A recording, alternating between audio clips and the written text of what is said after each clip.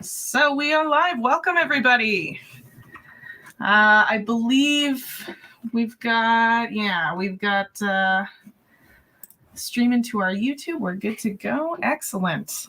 Welcome, everyone. We're really excited to be here tonight. Thank you so much for joining us for Wild Inspiration with Jacquie Matechuk. We're all really pumped to be here. I'm Jolene. I'm with McBain here in Edmonton. And on behalf of McBain, I do just want to do a quick thanks to Canon Canada for helping us put this all on. We do have a special offer for those of you joining us tonight. So again, that's thanks to Canon Canada. So stay tuned. There's going to be an email that's going to come out after the presentation, and it's going to detail all of the information for that deal. So just keep your peepers peeled for that. It's going to show up, I think, immediately after the presentation finishes. So, but you are not here for me. You're here for Jacquie. We're here tonight for Jacquie and the wonders that she has captured using Canon's cameras and glass. She started out shooting the Canadian Superbike series and has since expanded her creative and photographic repertoire substantially.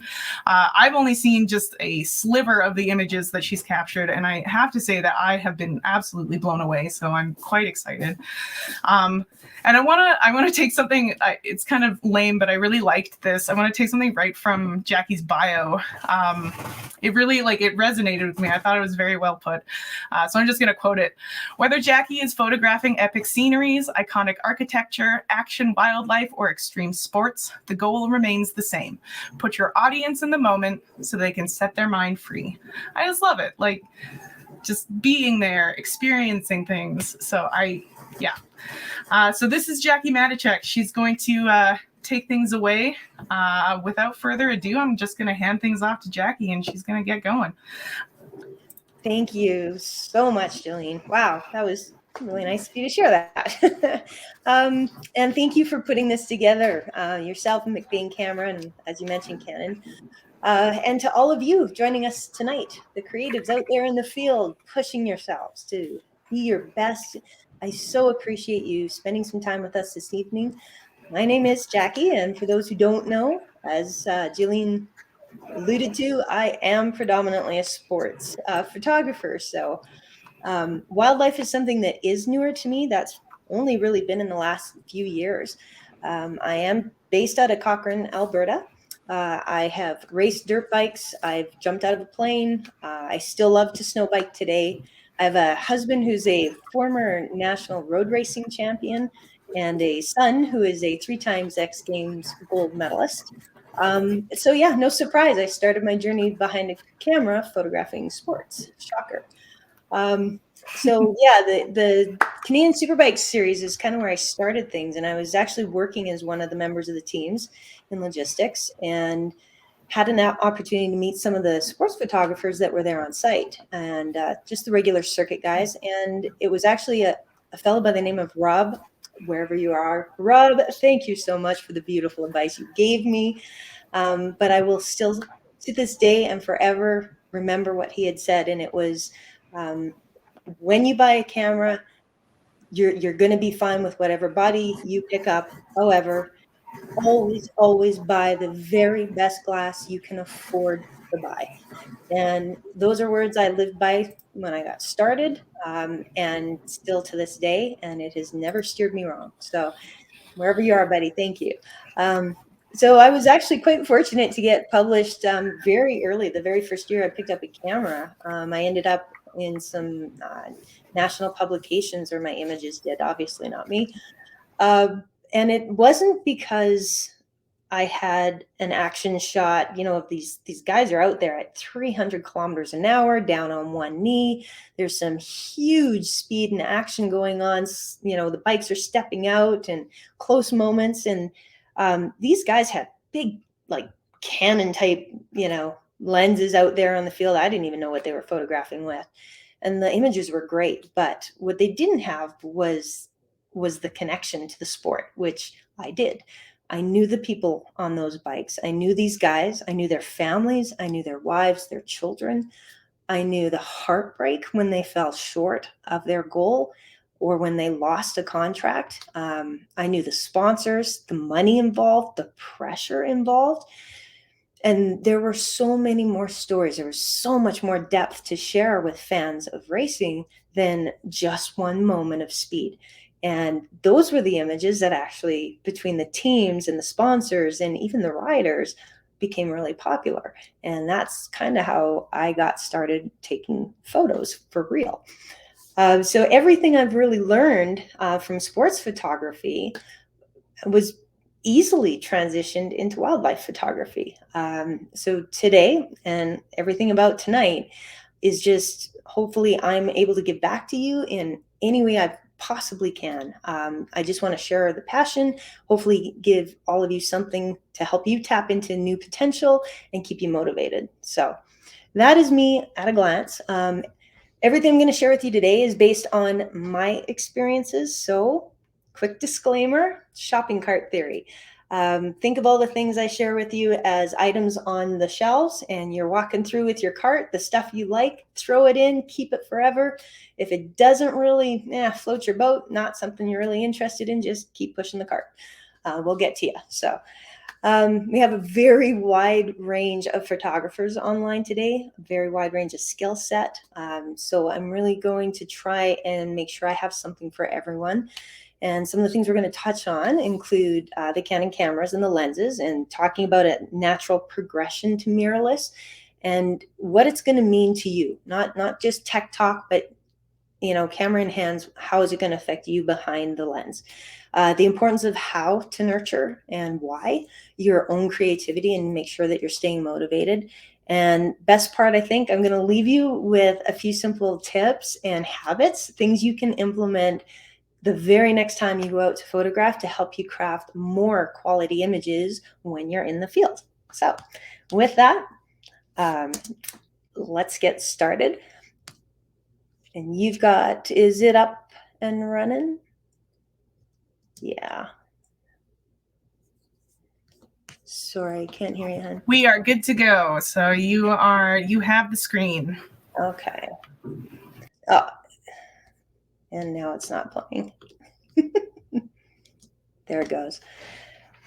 Okay, so let's start with a quick peek at what is in my bag. So this is specific to wildlife. This is not necessarily the same from one genre of photography to another. So first and foremost, Canon R5. Very first mirrorless lens, body that I photographed with, and I actually picked this up first time at a Canon roadshow.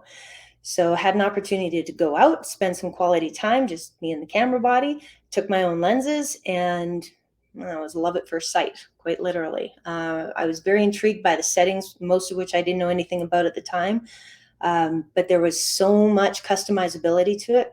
And it was a really good choice for me and where I was in my journey at the time. The next thing I purchased was the battery grip.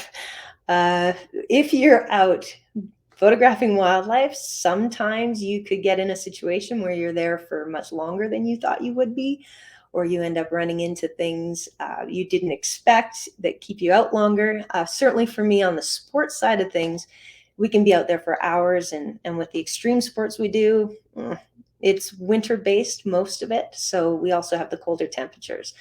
So I would highly recommend taking a look at that. It is a really nice addition and much more convenient when you're out in the field. I do have a Canon R3. For what I photograph, the range I do, this combination is absolutely perfect. I have one camera that has gobs of pixel data and is still highly effective at high speed capturing. But then I have an R3, which is going to be even faster, even better low light performance. And I know I don't get quite the same pixel rate on it, but with the sports photography, I don't really need it. So it ends up being the perfect blend for me in the bag. But I always take both bodies with me, because there is nothing worse than should something happen, or you drop a camera, or you damage it when you're out there, especially if you go long distance and now you have nothing. So always make sure you've got an extra one if you can afford it or you have it. regardless of what it is, put it in the vehicle with you. RF 100 to 500, fantastic lens for all types of wildlife and sports, as it turns out. And I also have a 70 to 200, which is really great if you are out there in extra hours with even less light available to you, or if you want some beautiful detail, but you're trying to get more of the environment into your image. Sometimes you end up in a location where you are going to be close to the wildlife available, and it's just nice to have the option between the two of them. Now, this is key, the RF adapter. So the last camera bodies that I owned were a 1DX Mark II and a 5D Mark IV. And that 5D Mark IV, I photographed a ton of wildlife and landscape photography, night photography. I loved it. Very strong performing camera and wonderful features. So of course I had purchased all of my EF lenses, including a 16 to 35 to do that with. And when I got the R series, it's like, oh man, here we go with the wads of money flying out of my hands. And I just bought this lens like a year previous. So I went ahead, bought the adapter to see what it was like. And to be honest with you, I find that the 16 to 35, the EF lens, I may get even a little bit more clarity, a little less vignetting or distortion around the fringe edges of my images now on that R series camera than I did on the 5D. So that was a very pleasant surprise to see it perform so well with that adapter attached. And I do from time to time keep a 24 to 70 with me as well, although I will be honest that when I have on my camera photographing wildlife is normally pointed at my buddies and not myself or the animals. So cards and batteries, you'll never have enough. Take what you can. If you don't end up needing it, someone you're with may end up needing it. And, it's just good karma if you can help someone out. So now that you know what's in my bag, I want to take literally one quick minute to share what I do with it. And this is who I am from behind the lens.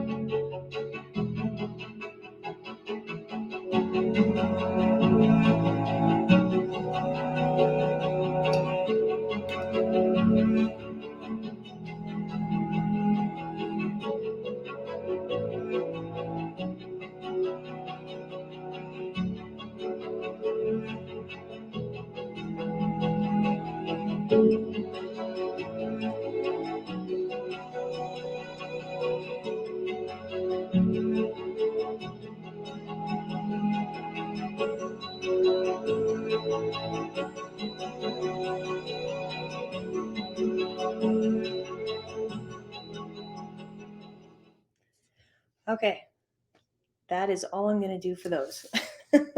All right, so let's talk about bridging the gap. So from the technology standpoint, if you're in a position right now where you're trying to decide if mirrorless is a better option for you, I hope I don't set alarms off here, but if you're making this decision based on image quality alone, I'm going to say there's almost no distinguishable advantage to a mirrorless over a DSLR. I have incredible images I have taken with that 5D Mark IV, and almost equally as impressive as my R5. Both of those cameras are going to offer exceptional image quality. And everything else is going to be up to us in making the image happen. But when it comes to really understanding how to leverage all that technology that's in the camera, the mirrorless options will mitigate more of our obstacles and teach us more about how to really tap into that camera's potential. So the value in the advantages, I guess, to the mirrorless just depends on where you are in your journey. So if you're someone that predominantly photographs in a priority mode, so you're on aperture or shutter speed, something like that, or even shooting in full manual, or if you feel comfortable knowing at least some, I'll say at least most of the options on your camera and what they actually mean as far as what is metering and what are the different AF points. And, if you really understand that stuff, then absolutely, I'm going to say the answer is yes. A mirrorless camera is going to be the perfect assistant for the next phase of your growth in a camera. It is, I'm going to explain a little bit more about this, but let's just talk about some of the common problems or challenges we experience in the field specific to wildlife, where I think it'll help me explain in real life terms where these advantages actually come into play. So problem one. So how many of you have rattled off a series of images only to look down and they were all blown out or way underexposed, all dark? It is heart-wrenching when you saw something unfold right before you. You're the only one there. It's like, man, I caught this. And then you look down and it's gone. It's not going to happen. So just a little background. So a DSLR is a digital single lens reflex, digital single lens reflex, which simply put means it's going to work because the light is hitting a mirror that's angled at 45 degrees. So the light comes in, hits that mirror, the light goes straight up into an optical viewfinder. And that allows us to see exactly what the camera is looking at, almost as though you were to just take, your hand and look through. There's no input, no digital processing in that transition. So the light comes in, it pops up. It's called a true optical path. You see exactly what the camera's pointed at. But with mirrorless cameras, this is completely changed. So now the light passes through the lens and it goes straight into the sensor in the back of the camera to be processed. And it's that processed image. So after we have our ISO set, after we have our, not our shutter speed, sorry, our aperture set, that's what we see in the display on either the back screen or up in the electronic viewfinder that we look through. So when you're previewing images, you are going to see exactly what your end image will look like. You're never ever going to have a problem of taking images and looking down, and what you saw here is different from what you saw in your viewfinder. That's kind of gone now with this camera. So with every single adjustment, you see that effect going on. Basically, you've got a built-in coach sitting there. Every time you go the wrong way, the image gets darker. It's like, nah, wrong way. It's explaining to you, what do you need to do? So as you change one thing in that triangle, something else is going to adjust.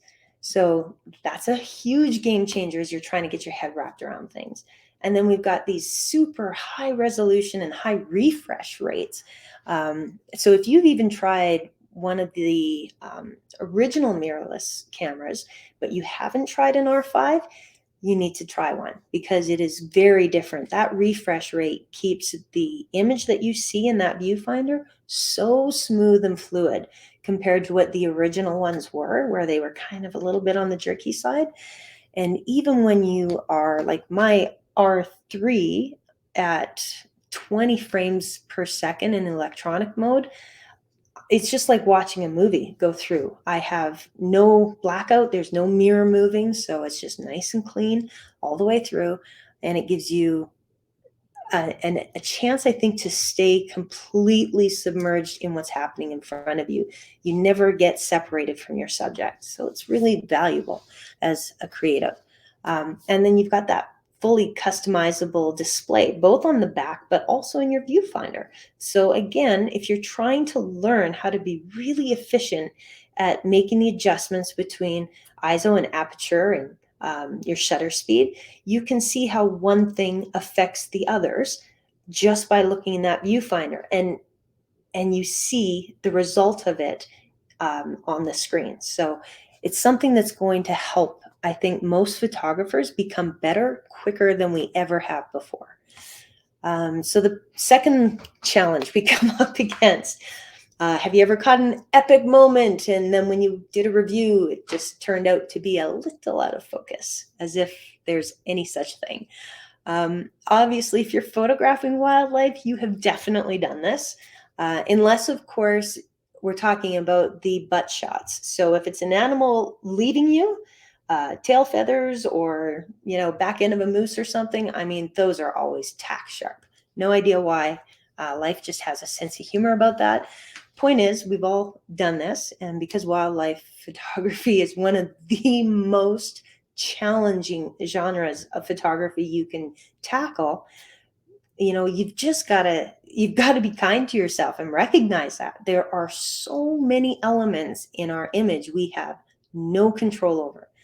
So how does mirrorless actually make a difference in this category? Well, it may not be perfect, but the advanced tracking on these cameras are absolutely exceptional. Both the R5 and the R3 offer some huge advantages in this department. Primarily worth mentioning, the artificial intelligence is deep learning. So it's not just a focal point. It's the fact that your camera truly recognizes what it's tracking. That's the intelligence part. It knows if it's an animal, if it's a person, if it's goggles or a helmet or a vehicle. It's incredible how much technology has advanced as far as these camera tracking systems go. And then beyond a camera, beyond its ability to follow focus, these cameras have this autofocus area that just literally chases like it's desperate around the viewfinder. So you want to have some fun. Watch that poor little focal point just flutter and light up if you're trying to photograph swallows or bluebirds or something like that. I mean, you can just sit there and it's doing the heavy lifting for you. It's just hanging on to that target and not letting go. So the eye detection, obviously, game changer for capturing those crisp images with fast, erratic movement, the things that are, you just don't have an opportunity to react to if it was just you holding your camera trying to find the animal. So the fact it can do that means you have the opportunity now. You've got the room and the capacity to look at all the other elements of your image, things like your focal length and your composition or your perspective, actually focusing on their behavior to try and determine what they're going to be doing, rather than just solely, mindset on trying to find them in the frame. So as humans, we're pretty limited. Our abilities to really hone in and focus on things tend to happen one at a time. So it's a very slow process if you have to wait until all of these adjustments become instinctual. And that's where I think this focal point and all these other elements have really come together to be a big advantage for a photographer that's just trying to improve. And then the custom settings. So now, quick disclaimer, again, what works for me, and it's specific to both wildlife and sports, may not work for you, but the fact that you can set it up how you want is huge. So on my camera, and it doesn't black out. So on my camera, when I go into my menu mode, I have custom menus, and you see right down here, it says, oh, no, you can't because it's cutting it out again. It shows wildlife. And as I move over in the menu, you can see there's sports and there's nighttime. So I have my quick little menus available right there, whatever I'm photographing, the things that are most important to me in that moment, my shortcuts are right there. And that saves me a ton of time when I'm out in the field and I need to switch something that is more unique to sports or to wildlife or to nighttime or whatever my menu controls. So use those features, have some fun with that, make it customizable, and save yourself the stress of trying to go through, I don't even know how many pages and subpages of menus there are on these cameras. They're huge now. Okay, and challenge number 3. Have you ever lost a potentially great image because the subject moved really quick without notice into completely different lighting? Again, as long as you're photographing wildlife, wildlife stays wild, and this is going to happen. It's just one of those things we have to mitigate the best we can. And this is another area where we can really draw on the exceptional features of a mirrorless to help us out. So the diverse lighting performance of this camera, now that you get to see that processed version of the image in your viewfinder, you know when the camera is hitting the extremes, like when it's close to blowout or in real low light, and you're adjusting on the fly all the time. And as you check off your goals, as you improve your response time when you're in the field, you're going to start to look for more challenging images. So, the first time you see a great gray owl, you pull up, you're losing your damn mind. I mean, you're trying to get the camera right, you're shaking, and you're trying to get it set up. You just want a picture. Just hopefully it shows up in my camera and people can tell it's a bird. And you go from that to a year down the road where you won't even snap an image of a bird sitting on a fence post. You're waiting. Now you're watching for his eyes, the movement. Okay, he's found something. Now you're up in the shutter speed. You're getting ready because you know there's going to be that little bit of a waddle just before he comes off the fence and he's going to dive straight down.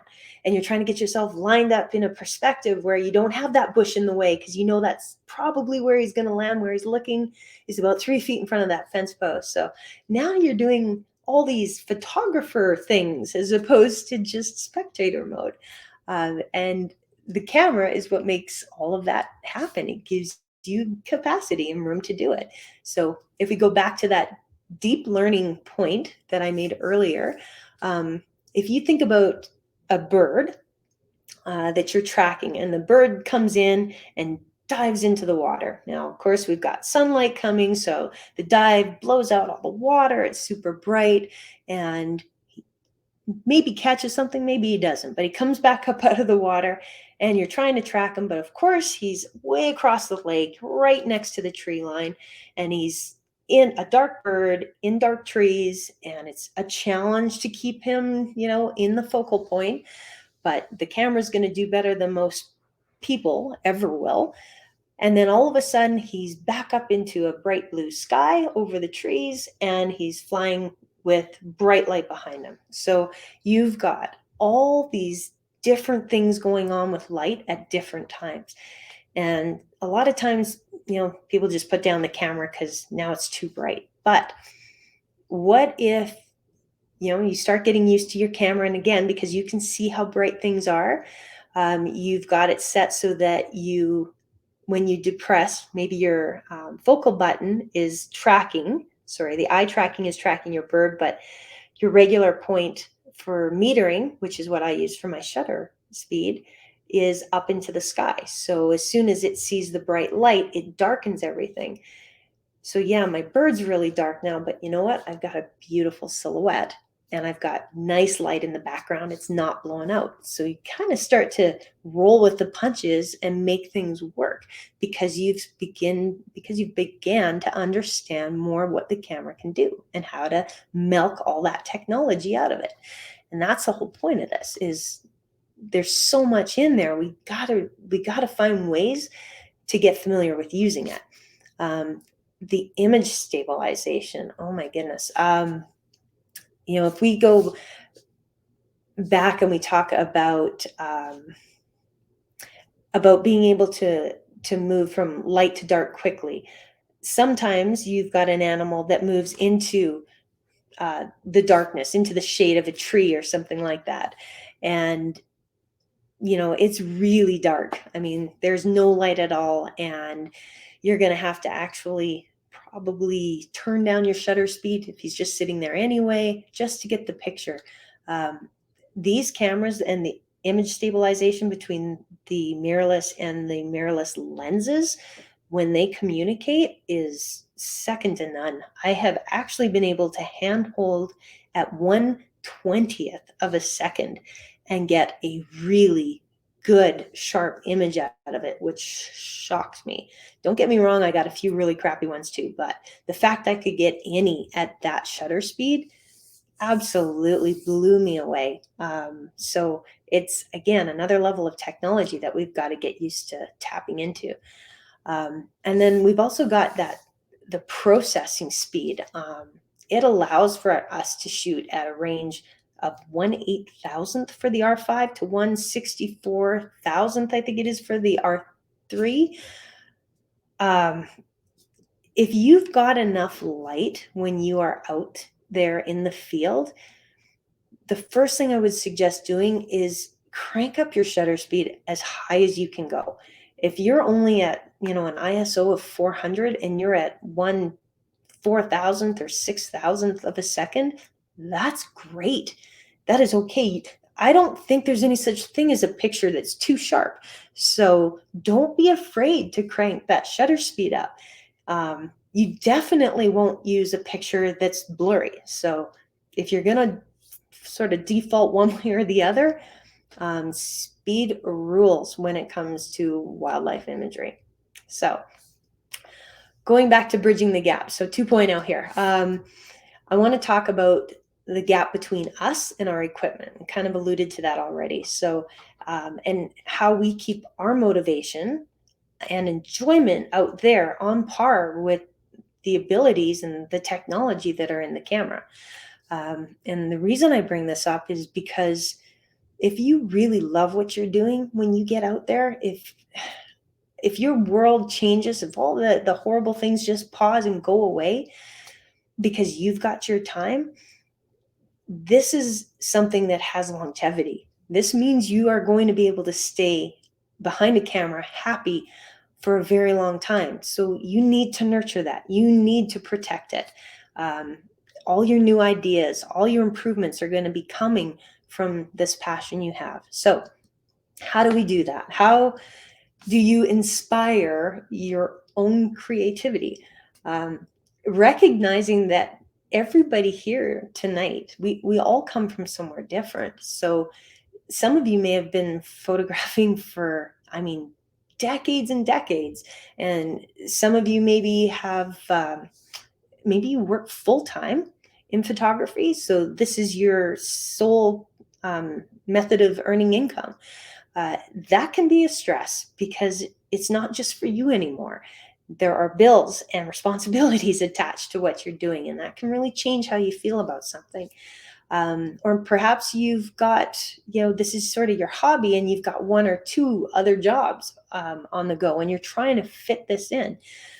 Point is, there is more stacked against us than there is to help us stay creative and inspired.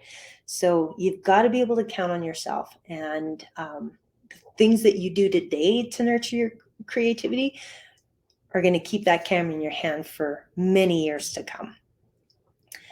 So first thing you need to do, my number one tip, find your people.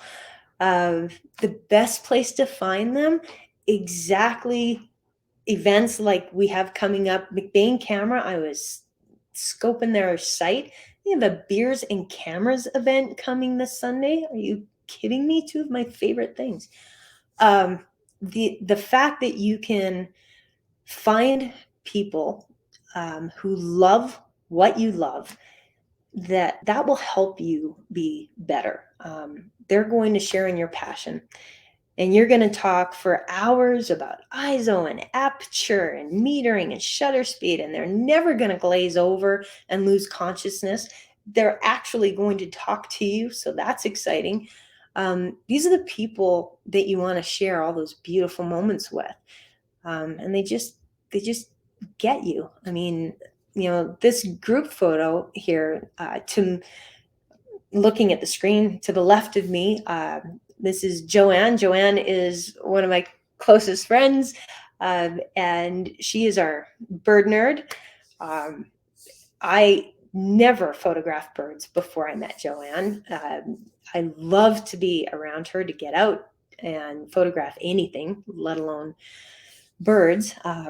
we were all together on this particular trip last fall out in BC, and we were traveling through the coastal fjords with some beautiful encounters with grizzlies and black bears.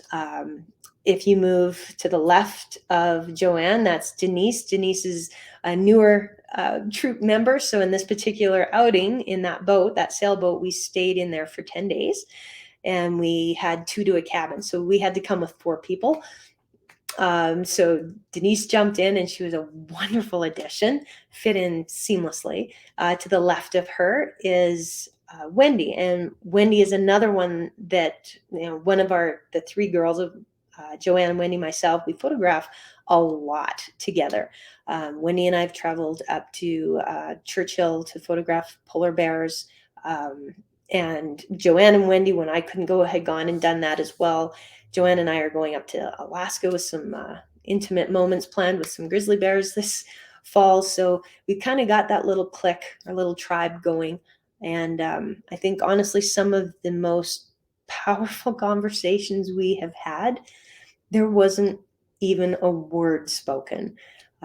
You sit there and you see a mom and a cub, and you see a beautiful moment unfold, and away they go, and all of a sudden you can hear everyone breathing again, and you put down the cameras and you're just looking at one another in awe, and nothing needs to be said, but these are your people. You share that moment, and it's never going to be taken away. It's there forever. So these are the people that are going to help create lasting memories and spark your desire to get out there and keep doing what you love to do. The second thing I'm going to bring up is invest in the connection to nature. Advantages for this are twofold. So first of all, you're going to position yourself to capture more powerful images. Just like I mentioned earlier with sports, because I had a really good understanding of the athletes I was photographing, of the discipline, of what was on the line, of who was involved, I was able to get really unique images. The same thing happens when you are photographing wildlife. The more you know and understand about the animals you're photographing, where they're living, the challenges that they're facing, and really in particular, their behavior, their habits, you're going to be able to position yourself ahead of certain things happening. And that is going to help you put together some unbelievable images. You'll shock yourself. And when I travel, honestly, I invest in experienced and, more importantly, or just as important, ethical guides. Basically people I would aspire to be like. So if you have, and I know actually there are a couple of them signed up, and I think online tonight here as well. These are people I am so appreciative to be able to go anywhere and photograph with them, because you're always learning from them. And I only hope that I in some way can help give back as well. But get around those people. This is the one place you will never get a deal. Invest in someone who knows the area that you're going into, who knows the subject that you're photographing, and can make for a better experience. And we've got our own responsibility, I think, to be ethical, and to contribute to what it is we love, and not just take from it. So this last month, I actually just came out of a bear viewing guide level 1 certification. So apparently, supposedly, I can actually be a bear guide now. And it's not my intention to start a bear guiding tour at this point, but knowing that we were going to be going into Alaska and we were going to be in close quarters with grizzlies, I'm going to assume my own responsibility for the safety of not only my group and myself, but for the animals that we're going to be around, that I don't inadvertently do something to trigger them, to make them uncomfortable, to just tip the scales of balance when we're out there. The whole point of us enjoying nature and capturing images out there is that we don't leave a footprint. We're there and we don't interact, we don't interrupt, we just try and be a silent visitor. So in order to feel comfortable that I could do that, I registered to take that course, and I learned a ton. And highly recommend, if you've got a certain type of animal that you love to photograph, dig deep, find the right people to get around, and learn the very best way to do it. So tip number 3, expand your experiences. Okay, now this is a for me thing again, but I know a lot of people out there who say if you want to be really good at type of photography, you need to focus on that one thing. And I don't feel the same way at all. I think for me, trying different genres of photography overall helped me improve so much quicker. And with each new genre, I actually found that I improved my skills and I developed a much higher understanding for what the camera could do, let alone what I could do with it. So for something like landscape, so photographing landscape, that taught me more about the value of composition than anything else I had photographed so far. And obviously trial and error, they don't all turn out good. Yeah, but you do get better with it.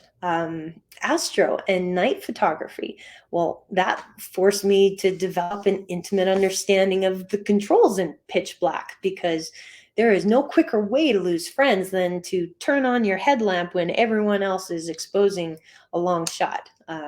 Boy, it's a tough room when you do that. So, this night I was out with one of our buddies, Cam, who introduced a group of us to, photographing with the wool burning. And it was an incredible experience. And again, you're around a group of people because he's in charge and he's a very responsible person. The group was safe. We did things with the environment in mind and safety in mind. And it was an incredible opportunity to just be better. Sports photography. Wow. So that's taught me over the years to be really responsive in my settings. And it taught me more than anything the value of knowing my subject, understanding what it was I was photographing, where the action is going to unfold, what matters most in what they're about to try or what they're going to do. And same thing again. I mean, this all transitions into wildlife. Architectural photography, that teaches you to explore new perspectives. You're looking at angles and shapes and creativity in ways you never thought possible. Different lenses, different processing techniques. Photojournalistic images taught me to look for ways to tell a story within nothing more than an image. And then, of course, wildlife has just been an accumulation of all of those things. Like I say, I actually only started photographing wildlife a few years ago. And it's because of, those two amazing women in that other group shot that I got into that. One a landscape photographer, one a bird nerd, and myself. And I mean, completely different backgrounds, but the passion and the love for learning and creating, that's what kept us all in the exact same boat, going the same direction. So, we all have that opportunity to, with wildlife photography, to give a voice to the animals that we love and the places that they call home. Our images will speak on their behalf. So it's a pretty big responsibility and an even bigger honor, I think, that we get to do what we do. So don't ever underestimate that opportunity. I really want you guys to make the most of anyone that you respect that will share and teach you. Like a shout out to Michael. I learned astrophotography the last couple of years. He's from our local camera club and immense wealth of knowledge and so friendly, open to just sharing and giving. I mean, you're going to find there's a lot of people like that if you look. Okay, so before I wrap up today, I want to talk about some of the best ideas, I think, things I've come across that either I have done or I've adopted or I've learned. Well, in most cases, all of these have come from people other than myself. They're things I've learned through being around the right people. So first one, okay, maybe this one's for me, but prepare. So from camera to creature, before I turn the key in my card, I know I am prepared for everything. My camera is ready. I have everything that I need for settings. If I were to back my car up, turn 10 feet around my corner driveway, and an eagle was flying directly at my windshield with a big old fish in his claws, I would have my camera ready to get that shot. I know it's not going to happen, but I'm telling you, eventually you are going to come across something and your camera's going to be set on the last thing you shot 3 weeks ago, and the whole thing's going to be wrong. And it's really frustrating. So I know both my camera, and I know I've got my mind wrapped around hopefully the animal that I'm planning to photograph that day. It's wildlife though, so you could end up with anything. But knowing the behavior of those animals can be really important from one area to another. So I know we'll be photographing bears here in Alberta in the next couple of months. And then when we go up to Alaska, we are going to be in an incredibly different arena. Those same species of bears are going to behave entirely different. New set of rules. Bears here in Alberta tend to be really food stressed. They will eat meat here as a main source of nutrition, where out in BC and in Alaska, they've got such an abundance of fish. They have their grasses and their berries that they're completely absorbed with. So they have a lot of nutrient, and they are very tolerant of people because their interactions are limited to people like us that get up there and tend to just sit back and let them do their thing. So how I will behave photographing bears in Alberta is going to be much different than how I can behave or the positions I will take when I am photographing bears in Alaska. Second one, calm your angst. Okay, so I found this was actually a very pivotal thing for me. If I could talk myself into, just get that first shot out of the way, because you get excited, you come around the corner and there's a eagle sitting in a tree and he's looking down. It's like, oh, he's gonna go dive for a fish, and you're panicked. You're getting your car set and you're trying to get the camera out and adjust the lens to the length you want, and on, and you're getting all these things happening at once, and you tend to get pretty flustered. So if you're newer at wildlife and you get that feeling, that is okay. This is part of your journey. Get that first shot. Okay, get it out of your system. Give yourself permission to say, all right, you're done being a spectator. Now it's time to get your photography hat on and work the scene. Okay, so now you're going to actually think and orchestrate your image. You've got something in your camera, which is great. Now you're going to try and get a more epic moment or behavior or a better quality photo. And you're going to start to play with all the different things you have available to you, the perspective and the composition of the image, paying attention to the behavior. An eagle's going to fly after they poop. I don't know what is with that, but I'm so thankful that they have a tell. So if you see an eagle sitting there, they shift and drop one, you probably have somewhere from 2 to 5 seconds before they're airborne. So that's a lot of heads up compared to some genres and some animals. So make sure you've got your shutter speed right. That's the one thing you really need to focus on. Get the right shutter speed, capture the action. Okay, what's in your backpack? Okay, so I have a couple fun things here. So if you're hiking, especially in Alberta, you have to have bear spray, at least somebody in your group. And don't be incognito with it. If you can get something like this that's really bright neon, anyone can see it, anyone can find it, that's what you want. Do not put it in your backpack. The bears don't know that we put it in the backpack, and they aren't trained to wait for us to dig it out. So make sure it's on a belt or on your persons, maybe on the backpack arms, somewhere where it's easily accessible. Try and get one that's got one of these flaps over the top too, just to keep the guard a little bit more protected, because the last thing you need is for one of these to go off. And speaking of going off, I have done this. Here's admission of guilt here.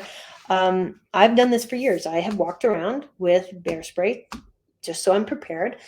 But I have never had a bear spray remedy kit with me. So what happens if I had to launch that out and a whirlwind comes up and throws it right back at me or somebody that I'm with?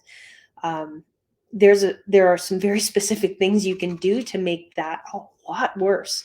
So understand what you have. You do have a weapon with you. Make sure that you have a remedy kit with you, and make sure the people you're with know where that remedy kit is and what it's about. It only takes a couple minutes to chat it up. I always carry hand warmers with me. Doesn't matter what time of year it is.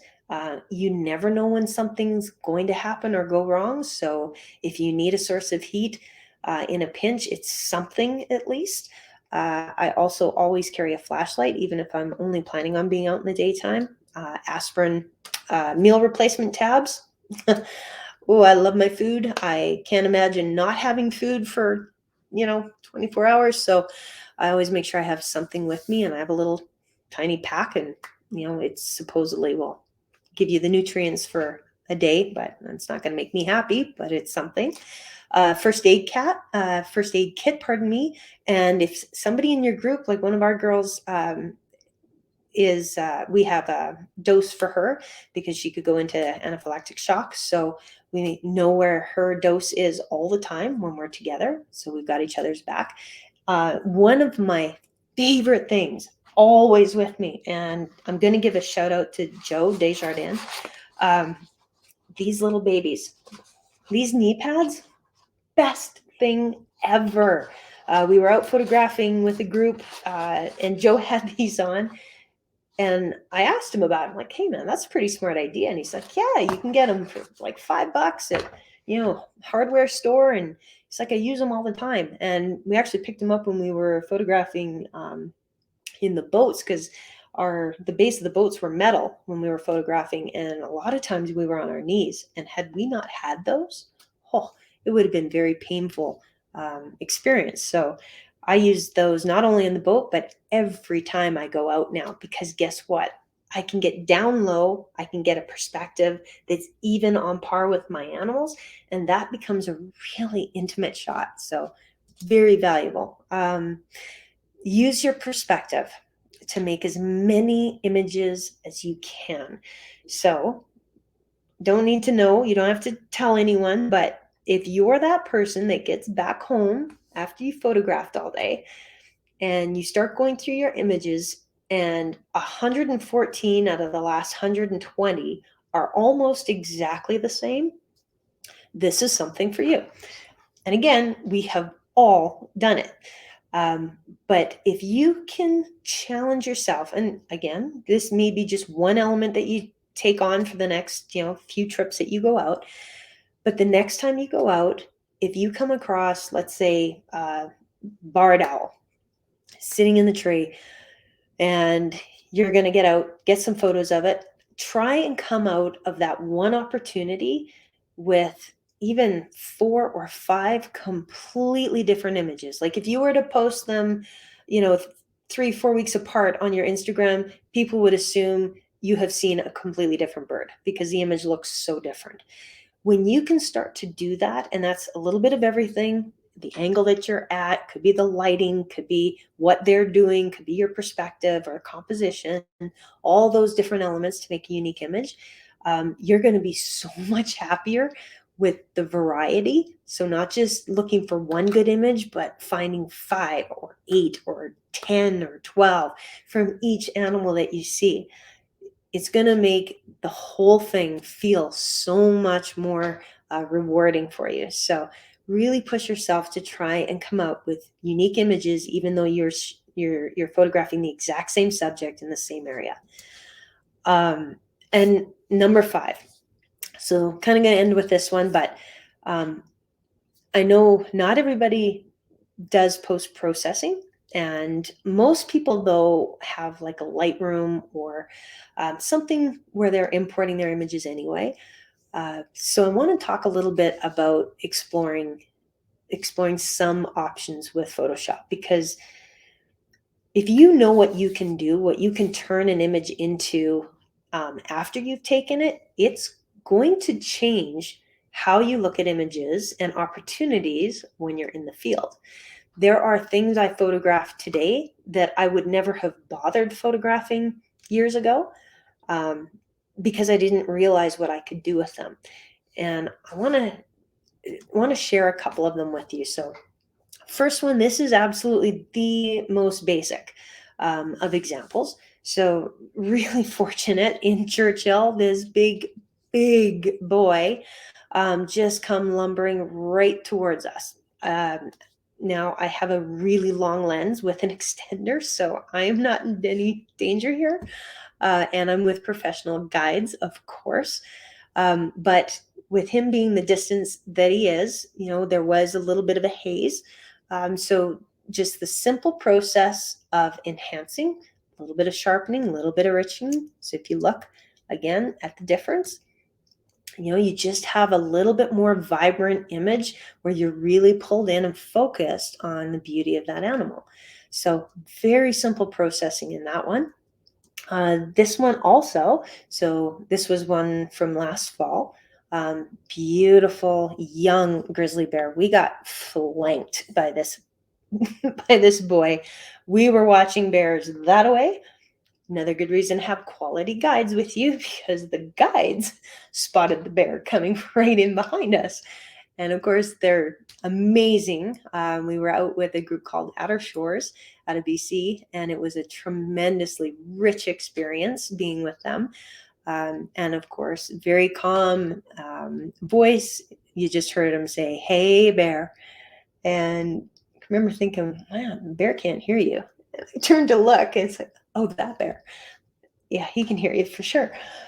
So we were closer quite a bit. He was curious, but not at all stressed, or he didn't make any noises. He didn't do anything weird. He didn't come towards us. He just sort of stood there and watched us. So tough lighting. It was really rainy. As you can see, he's still pretty wet. Really low light. So challenging to get all the detail, but I could see that, okay, I've got enough light. My metering was set on him as a target. So I knew I'd have just enough light that I could count on my post-processing to bring all the detail up. So bringing this into Lightroom, look what happens. All of a sudden, you've got all this rich depth and you see all the details of them. So again, just that conversion, same image, but all of the detail and the 3D effect, he's right there. Obviously, I could warm that up too if I wanted, but depending on what you're doing with your global adjustments, you don't always have the functionality. I could take it into Photoshop and do even more, but I just wanted to share how that has changed what I do in the field now. The old days, I may not have taken the photo because I thought, it's so dark. Now I know what I can do with it afterwards. So yes, I will take that image. This one, same thing. We get flanked a lot. We were photographing monkeys he's actually looking at them, young ones that were out of control and wouldn't remotely stop. So it was getting a little on the frustrating side. And all of a sudden, this little guy popped in right behind us. And he was only here for a couple of seconds. But again, I had my spot metering set, my eye tracking on. I knew the background was busy and the light was actually from that side. It was really late and it was low, so it wasn't very nice to shoot into the light, but I knew I'd have enough detail from what my camera did. So in post-processing, this one I've had to pull into Photoshop to get that background dealt with, but I had so much nice detail in the monkey himself. You can see his hands, his fingernails, some of the stuff that's still in his fur. He's not very good at grooming. But again, just a huge difference. And knowing that I can get this image in the field from a very tough situation. Last one here. So this, another raw image. All of these original ones that I showed you are just the raw images. And this one was taken with, okay, and this might be cheating. I had an R3 and I had an RF600. Oh, crazy awesome lens. So really beautiful tack sharp image. And I was very happy with this image, but I also wanted to see what I could do to take it a step further, because it kind of feels like he's jumping right out of the screen. So here's a quick little video of the changes just by fiddling around and bringing my brightness way down and then working with just some dodging and burning of certain areas. I was able to really drastically change. There's the original one. What you end up getting for a final result here. They just such a big change with how this one worked out. And if you're willing to take that on, I know sometimes you hear people say, in fact, one of my buddies even had been an advocate of, my images are natural. I don't do the Photoshop thing, and challenged them to try Photoshop. And if once you learn it, you decide that it doesn't make it better, then by all means, take it out of the mix, do what you want, totally respect you. And needless to say, they are amazing at Photoshop now. So I hope today that you're able to take just a couple of things from what we talked about from our time together that can help you produce a better quality image or a higher volume of good quality images, and more importantly, that you are motivated to keep creating. And if you have anything that, some best ideas and practices that you want to throw out when we go into chat here and questions, I'd love for you to share them with me. That's where I got most of the ideas I think are so great. They're not my own. I'm not that great at what I do. So I think it's awesome that we can share ideas. And one other thing I'm going to ask you, though, too, I'm throwing my website, my address up here, and my email address up here. If any of you might be interested, if we were looking to have a hands-on wildlife photography clinic, so in person, on site, where we can actually explore a lot of the things we talked about today, and maybe even dive in a bit deeper about actually setting up your camera and looking at your habits. Sometimes we have to adjust the camera to fit the way you photograph as opposed to changing how you photograph. But if you're excited about that opportunity, maybe learning how to adapt to all of the challenging conditions of wildlife photography, I'd love to get your opinion or comments, feedback, or shoot me an email. Let me know. I'm going to try and go back to Canon. We are looking at putting something together late summer. So hopefully we'll be able to make something like that come to fruition. So with that, Jillian, did we have any other questions that we need to go through? Yeah, thank you, Jackie. That was fantastic. I'm just going to leave your website and info up there for a little bit longer. But yeah, we did have some questions here. Just really quick here, if you do, we did have this question a couple of times in the chat. If you're wanting a recording of tonight, the presentation is being recorded, so I can send that after the fact. So I popped it into the chat a couple of times, but I will just do it again. You can send an email to workshop@mcbaincamera.com. I'm typing while I'm talking, so I'm not very good at that. Oh, I see, Joe. Yeah, Joe, I had to give you a shout out on the knee pads, buddy. Thank you. Yeah. We had he commented after you mentioned him there. That was a great tip, the knee pads. I never would have even thought of that. It's amazing. So we did have a couple questions. This one is related to the gear side of things. We had 2010 Soloist asked, how does the R5 do with lenses from the DSLR? Are the photos still good, or do you need a new R lens? So we did have a couple people jump in the comments and say, oh, they work great. Still rock the Tamron 150 to 600 G2, and the EF to RF converter works well. So what's your experience with this, Jackie? You mean with that RF adapter, like having the EF Yeah. lens? Yeah, if you're... Honestly, some of the lenses, like, I guess sometimes it's really hard to tell, but with my 16 to 35 EF, I have a Mark III lens, and I found, because I've got a lot of images that I can compare befores and afters, those images actually improved, which really surprised me. I hoped that they would be as good as the lens was when it was on a, on an EF body.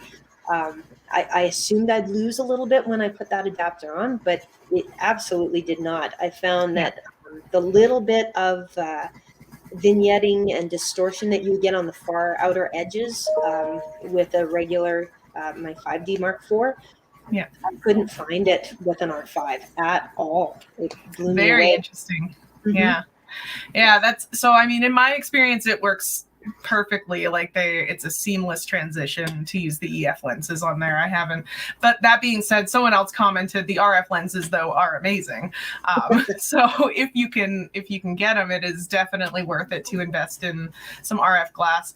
I mean, if not only just to have some of the native lenses on there, so you don't have to have the adapter, but so far they haven't made a bad lens.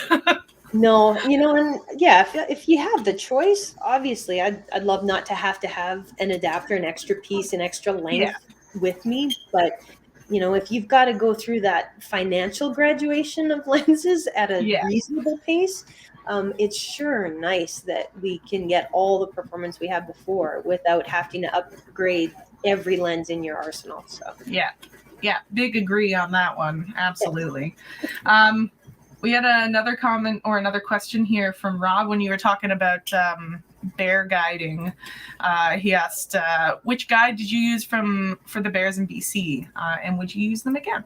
I thought that was an interesting question, just for tips on getting out in the field and stuff. That was absolutely, yeah. I definitely would. Daryl was my instructor, and I've got contact information.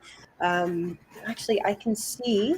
Let me see if I can bring up her email address and share that with you guys. Like I said, I don't have any immediate plans to actually lead a group out into bear territory on my own. However, I could not recommend enough, being proactive and contributing to your group and to the safety of the people that you're with by being responsible and taking it upon yourself. That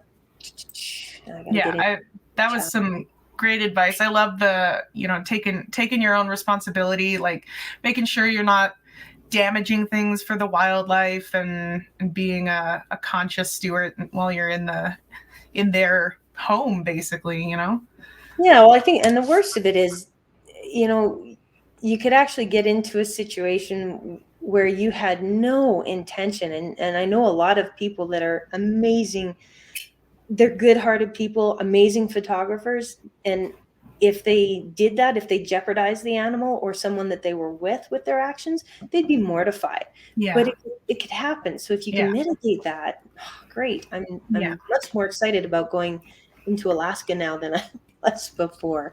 Yeah, now that you can feel, a sense of responsibility and control, I guess. So did that... I put Daryl's email address in the chat. I don't know if it came up. I think I'm in private. Yeah, you got it. But that's okay. I can... Oops. Perfect. Give me 1 sec. I will grab that and bring it over. And I told Daryl I was going to be talking about her. So and Daryl's a she. Posting it. Awesome. Yeah. So this is... right up here, the Bear Awareness Coach, Daryl Dancer at gmail.com. So if you want to give them a shout, you can also become a guide.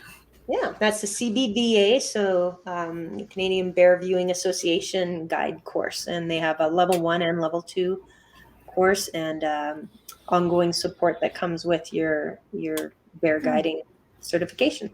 That's wonderful. Excellent. Thank you so much. We do have another question here from Deborah. What filter do you normally use with the RF 1 to 5? Do you use any denoising software with your photos? Good question. So it depends what lens I'm shooting with regards to whether or not I use a filter. I do, when I can, I love to use a circular polarizing filter, and I really do use that a lot on the 600s. When I photograph with a 600, the clarity and the color of a raw image is just crazy.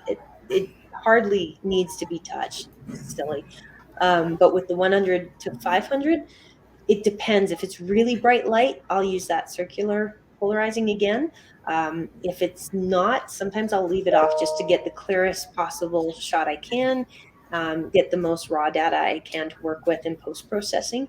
Denoising, so I automatically set my camera to have a setting of 6400 on the ISO. So if my camera is set to auto, it will never go above 6400. And you can control that to whatever you want. Sometimes I have it set at lower than that. So up to 6400, I'm fine with those images. Maybe not if I want to print them, but certainly if I want to post them on social media, I don't need to worry about denoise. If I'm doing a big print and I've had a really low light situation, then I will use, for me, I use Topaz as a final denoise processing technique, but probably only if I'm going into print them into large size. Nice. Excellent. Thank you for that. We did have a note here. Somebody commented, Sitka Timberline pants have knee pads built in. Your friends may laugh, but that's only because they don't have a pair. Oh, that's awesome. I enjoyed that. Yeah. I was kind of interested. So you touched on it when you were talking about having your metering set, like your metering set to the focus point. Is that like, what are some other tips that you have for like shooting? Because your background in sports photography and now in wildlife, exploring into that genre, you clearly have a good understanding of how to capture unpredictable subjects and to capture them doing something that is, noteworthy or worth capturing. So what are some of your autofocus settings that you might suggest for that purpose specifically? Well, so for myself, I almost always photograph in manual now. But so with manual, I leave my ISO on auto. So I don't worry about how light or dark it gets. The camera's going to adjust for that. And that has come from the sports background, because if I'm in the middle of a track and I'm photographing action happening all around me, 1 second I'm dead into the light, next second it's behind me and my subject is just lit right up. So it can be a real challenge. There's no way I can physically adjust for light that quick. So I leave it on auto.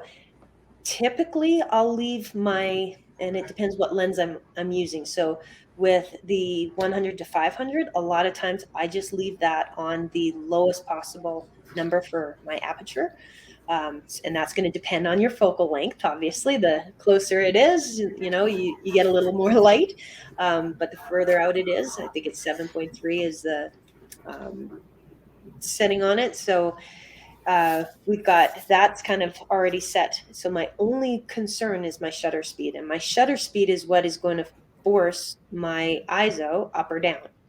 So I've got to be aware if I'm out and it's a bright day and nothing's there, I'm just looking through my lens and I have a nicely lit image. Maybe it's a little bit bright and I'm only at 100 ISO. It's like, ooh, great, I can go fast. I can go up and up and up. So I'll go until I maybe hit 400 ISO. And then I know, wow, I'm at 2000, 1/2000th or 1/4000th of a second. That's awesome. That's going to catch anything that I'm going to find out here today. Most animals, short of um, hummingbirds or really agitated swallows, aren't going to be moving a whole lot quicker than 1/4000th of a second. So you're going to catch pretty much everything. Now, where you get into challenges is when you start pushing your own limits and you want to get out there for, the beautiful sunrises and the gorgeous sunsets. And now you're getting a little more challenged with light, and maybe you've got mist coming into the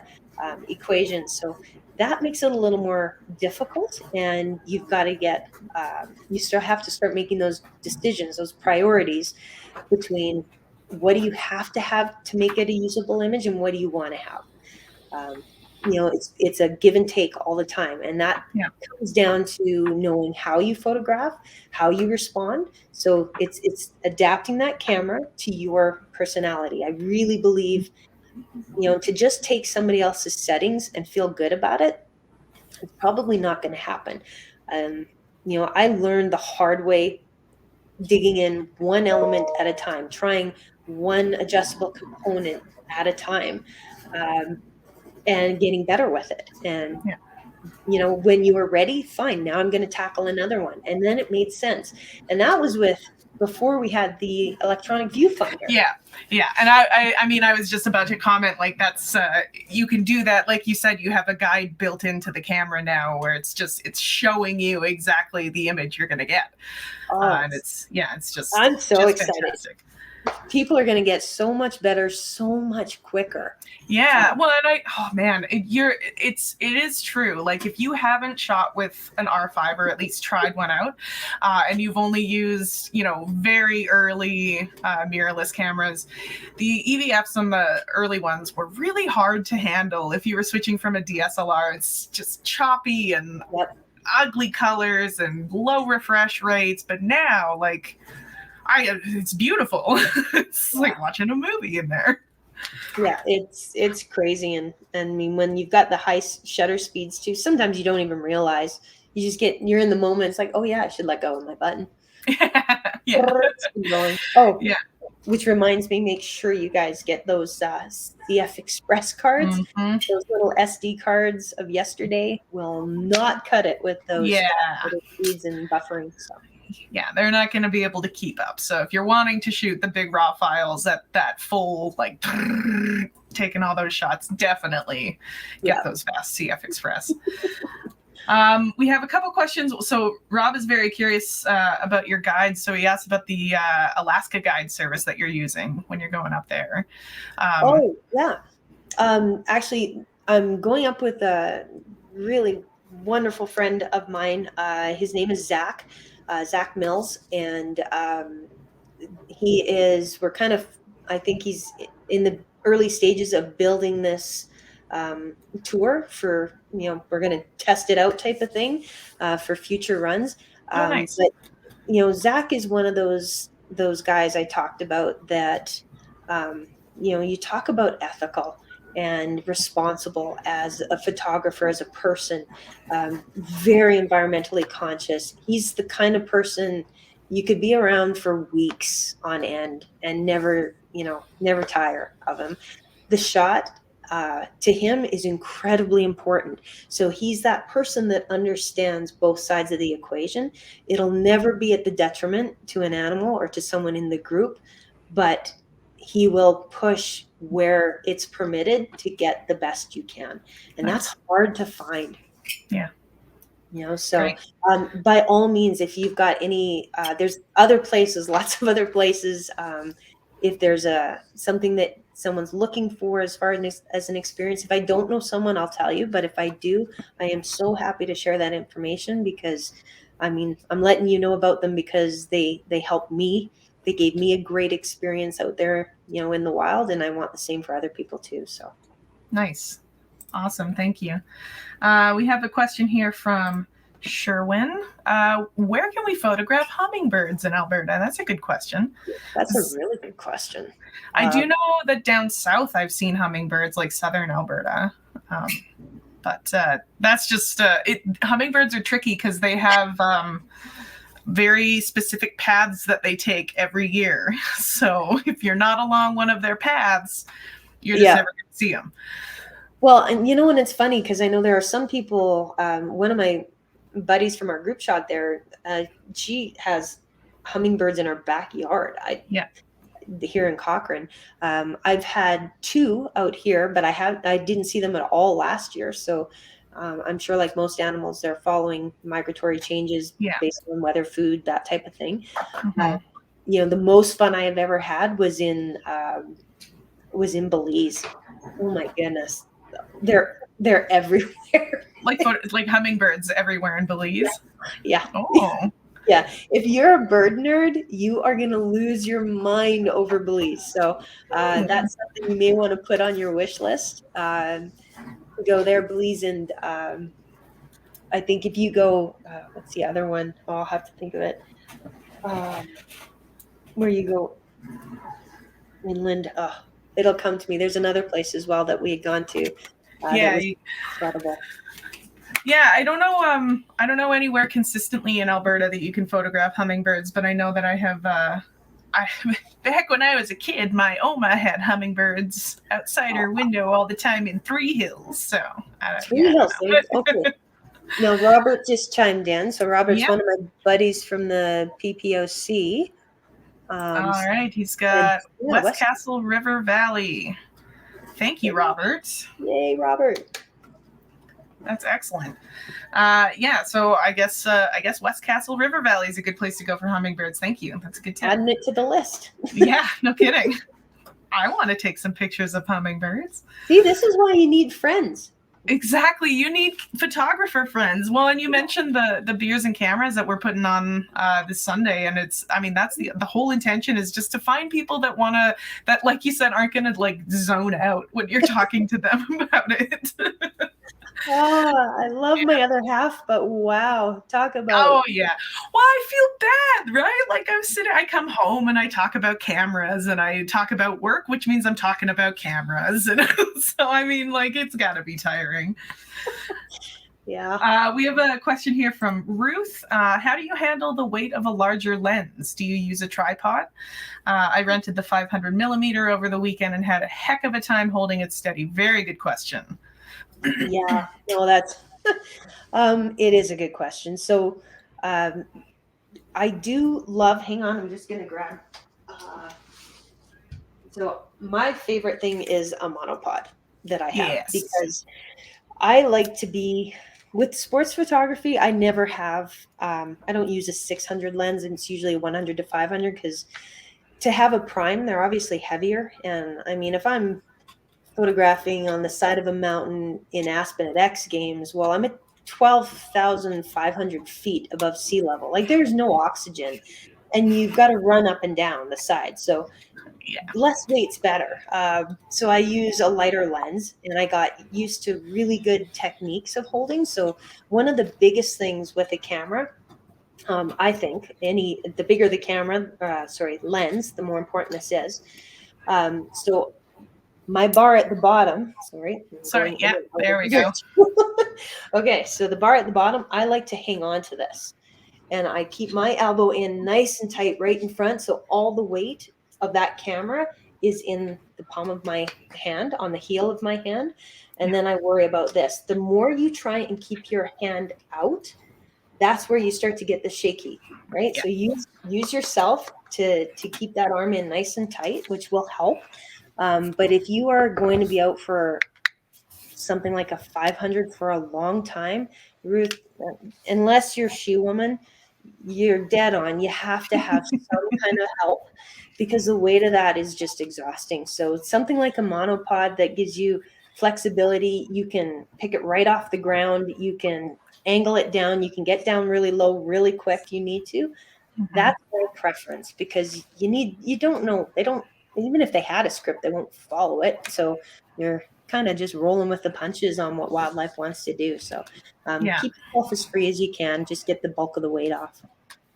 Yeah, Great answer. Yeah, a monopod, even like a monopod with a gimbal head too, gives you, it's mostly like if you're birding too, it comes in handy, getting that tilt up without, changing all of the perspective that you're shooting from. It's, yeah, definitely. We got a question here from Annie. I'm a beginner and I would like to know between zone AF, 1 spot or 9 spots metering for both. Okay. That's a good question. If you're starting out, I guess it depends what's most important. If you really want to learn more about functions of the camera as far as your settings, your triangle, I don't know how familiar you are with how, one setting affects the other, which affects the other.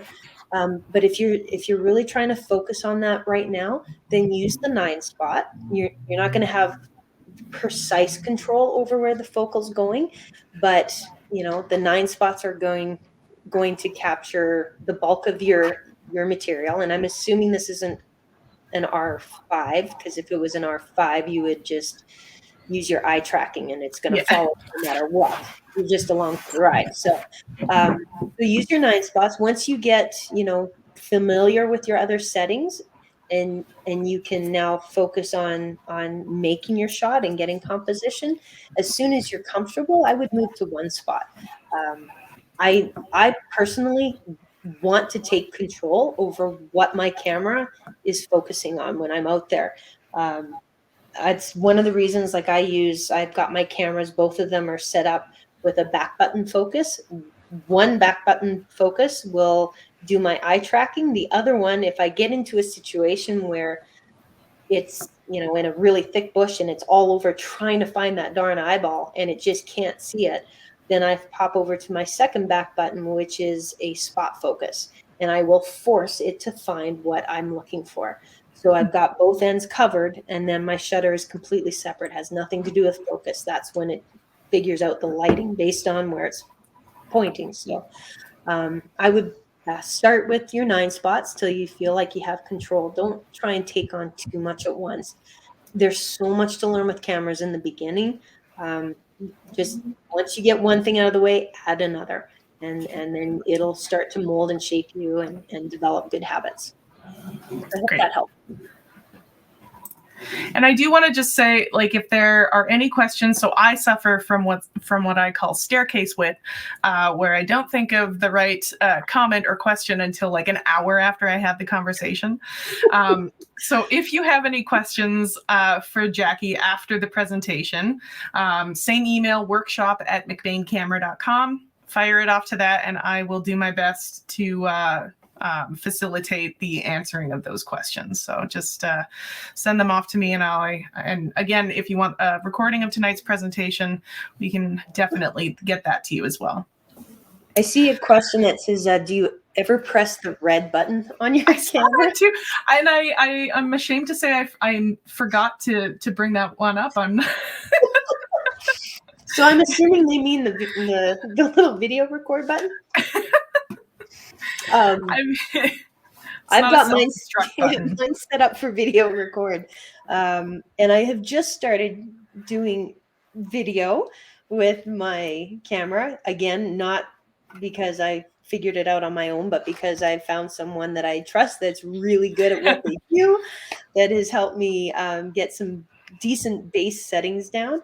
The thing that I'm still struggling with is it's not like an iPhone where you can jump up and down and it just stays straight. Video looks pretty amateur because I never have it set up on a tripod. It's always on a monopod. But still, there are certain times where video, seeing the movement involved in something or the behavior of something is really nice to have. Even if it's just, if you're putting together a reel for Instagram and you use part of that and then a couple of images, it has so much impact for people. And again, we're the voice for these animals and for these beautiful places that we get to go. So represent them any way you can, the best way you can. And, we're doing right by them. So nice. Yeah. There's also there's a good comment here. I just wanted to bring it up because I also really enjoyed that tip about the eagles, that they they'll take it up and take off. I did not know that was a pattern, but now I'm gonna watch for it. Oh yeah, if you see them poop, get excited. Yeah, It sounds that's good to know. Very wrong, good. but yeah, they're about to go. Actually, and quite a few birds are that way. So, Well, now that you say it, I'm thinking, actually, I think that is a pattern I've noticed before. yeah, how awesome is that they have a Yeah. tell? That's So, great. Yeah. yeah. Well, we're coming up to an hour and a half here, so we might shut things down for the night. Thank you again to everybody who tuned in for the presentation. Send me an email if you want a recording. Send me an email if you have any questions that you want me to pass on to Jackie, or questions for me for whatever reason. I'm not the interesting part of this, but thank you so much, Jackie, for coming out. Thank you again, Canada. This was an excellent and inspirational evening. So, Yeah, it was wonderful. Thank you, everyone. Appreciate it. All right. Everyone have a lovely weekend. I guess it's Thursday, but it's almost a weekend. All right. Take care, folks.